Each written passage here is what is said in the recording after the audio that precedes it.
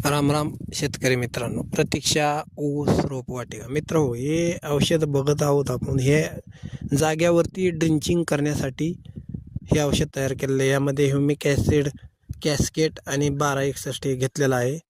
आता याच्यामध्ये आपण काय करणार, आता हे ट्रे जे आहे, हे ट्रे 1 ते 2 सेकंद ह्या पाण्यामधून काढणार आहोत आपण. याला पाहू शकता, आता याच्या खालती याच्या छिद्र असतात या ट्रेला, त्यामुळं मग ते पाणी शोषण्यात येतं. आता 1 सेकंद असं ठेवायचं. 1 सेकंद जरी ठेवला तर ते खूप जड होतं पाण्यामध्ये. आता हे पाहू शकता, याच्यामधून यानं औषध शोषून घेतलेलं आहे.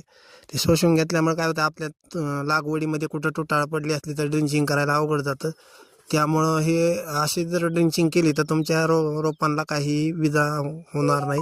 ते सेट व्हायला तुम्हाला काही अडचण येणार नाही. धन्यवाद मित्रांनो.